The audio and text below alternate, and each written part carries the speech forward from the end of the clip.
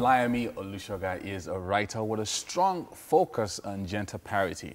Her most recent work focuses on the journey of a young girl whose life changes when she marries an older man from a prestigious family. The title of the book is Women of the AYO KESSINGTON Dynasty, Angela's Diary, Volume 1 by Layemi Olusoga. Good to have you join us this morning. Thank you for having me. So this is an interesting book for many reasons. So it goes into the minds and the homes of people that you would refer to as the rich and famous in Nigeria. Mm-hmm. And so how did you come about this entire concept and the story itself?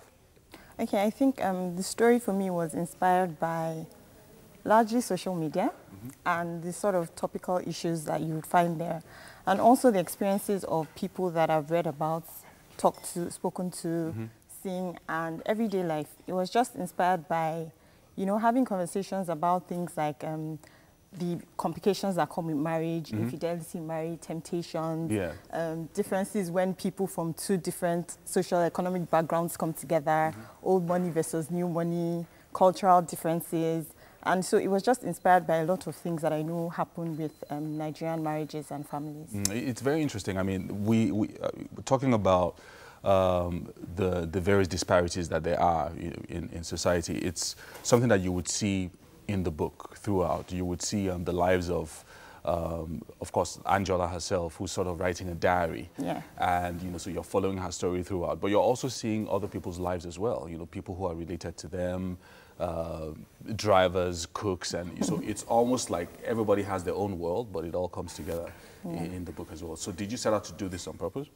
Yes, because I wanted to show, it was like having a snapshot into the different lives of everybody. And at some point, there's something that connects everybody, whether it's ambition, whether it's trying to find true love, whether it's a journey on self-discovery. No matter who you are, rich, poor, famous, regular, everybody sort of has the same challenges. And so, you know, like they say, the rich also cries. And people who are not rich also have certain victories in their lives that nobody notices. So I just wanted to sort of capture all of that in the book. Let's talk about the concept of strong women, because that's one of the things that you would see throughout the book as well.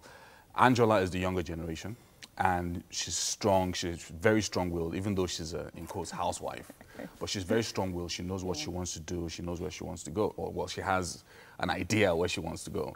And then you have the Duchess, who's also an equally strong woman. And, of course, you would expect that there will be clashes. And, of course, there were clashes throughout the book as well. So, but this concept of the strong woman, especially in the 21st century, and how they can be quite intimidating, especially even to the male folk as well.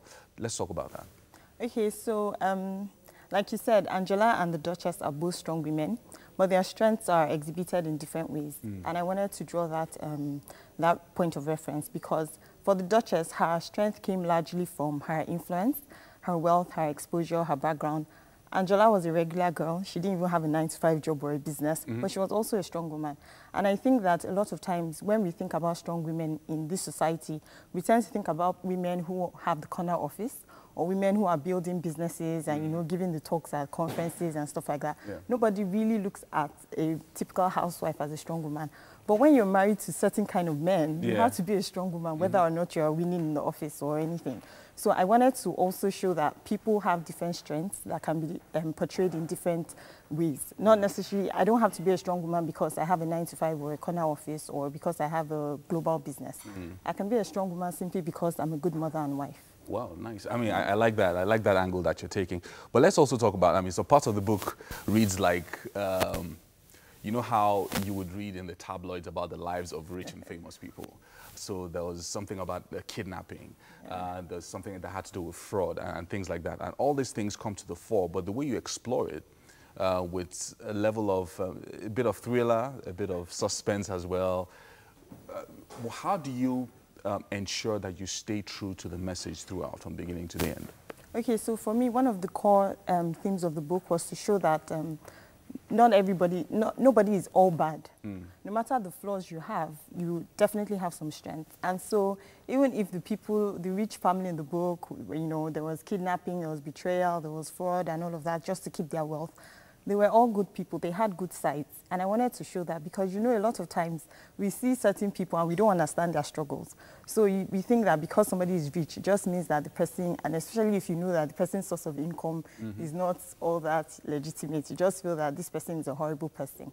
And sometimes you feel that regular people are good people because you can identify with their struggles. But I would never create a character that is all bad. I think that everybody has a level of some goodness in them. At least I'd like to believe that everybody has an element of goodness in them. And so I was able to stay true to the message because I wanted to drive that point home. Yeah, I mean, I've got lots of questions to ask from this book, but so who was your favorite character though? I mean, I know it's Angela, but let me just ask you. I don't think it's Angela. Okay, so who was your favorite character? I'm not allowed to have a bias Okay. because I created all the characters. So you're the mother of everybody? Yes. Essentially? Yes. Okay, but you introduced a few things that added to the conflict. Emeka, for instance, who's the Igbo boy that's, you know, fine boy and everything, that you stepped into the scene just as she was having some challenges. And it's really, the way you weave the whole story is like the mark of a master storyteller. Even though, you know, you're still sort of, this is like your first, you know, published work. Absolutely excellent. Really, really nice. Thank you. Hopefully we'll be having some other books from you in the future. Yes, or volume definitely. 2, volume 3 Yes, of definitely. Angela's Diary. Yes. All right, so the book is Women of the AYO KESSINGTON Dynasty, Angela's Diary, volume 1 by Layemi Olusoga. So where can